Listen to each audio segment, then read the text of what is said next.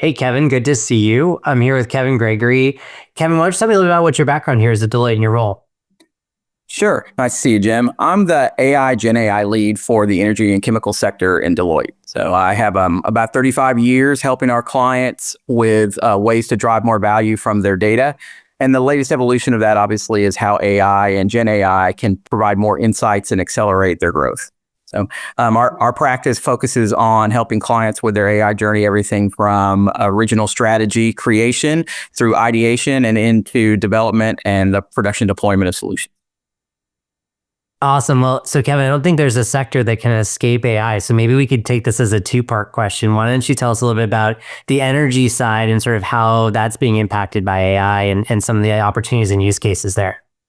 Sure. So, given that the asset-centric aspect of the energy and chemical industry, a lot of the use cases that we're seeing in AI are building on the successes we've had with IoT and data science over the last decade or so. So we're seeing an expansion of those capabilities using additional modalities like imaging, video, text, freeform documentation, and technical documentation to bring into the fold to increase the capabilities of that.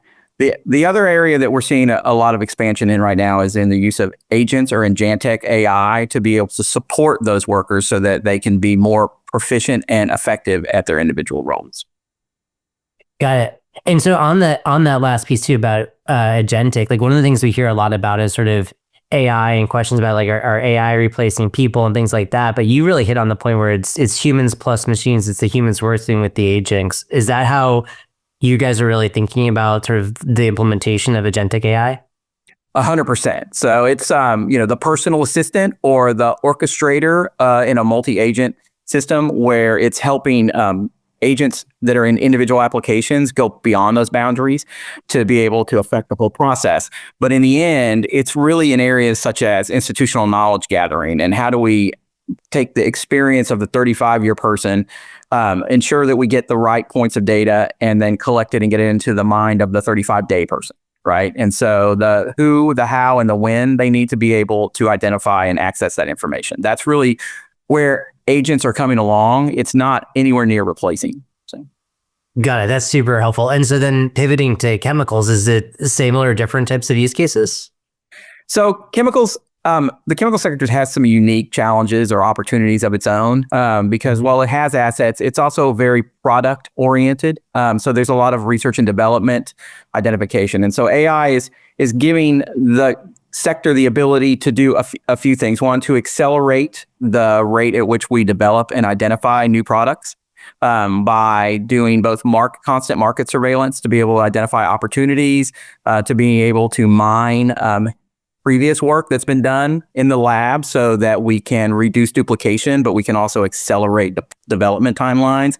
And then the ability for AI to do things such as simulate results testing, virtual testing, and things like that. And so that's changing the game. And then also inside their manufacturing facility, AI's ability to support discrete manufacturing, to optimize the production, to meet demand, to balance feedstocks, to take advantage of market opportunities from a pricing perspective. All of that together is changing the way the chemical industry is able to do the manufacturing process.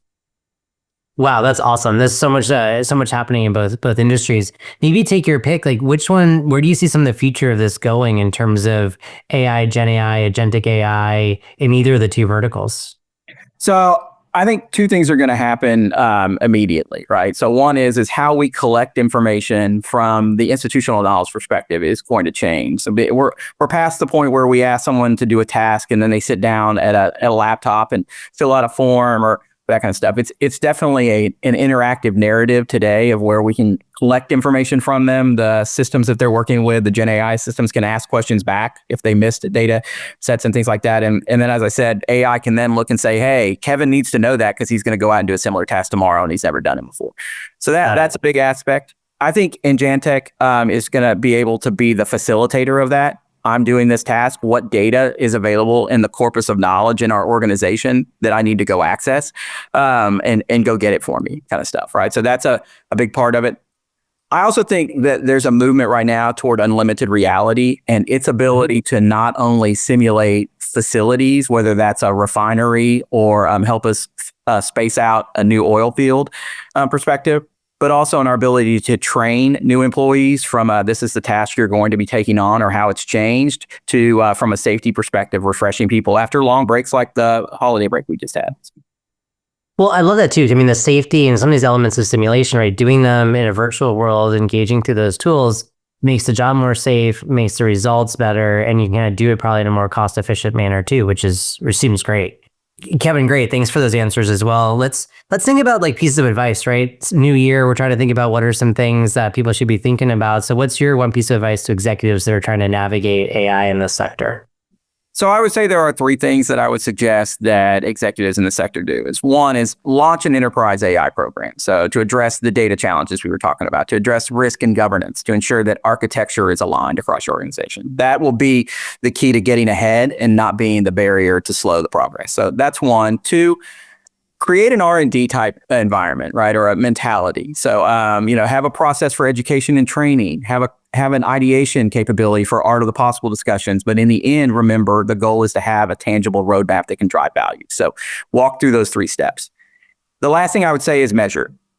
We have always said in data that if you don't measure it, it doesn't happen. So come up with metrics to determine what the value is that AI is delivering and measure the progress through time so people can buy into the goals. I think that makes a ton of sense. And it really fits into this whole concept that with AI, that if you're not trying it and doing it on a regular basis, if you're not familiar with the tools, it's really hard to set the strategy, drive organizational change around it as well. Seems like something that goes across sectors in terms of the advice you're sharing. So very much appreciate it, Kevin. Thank you. No, 100%. Thanks.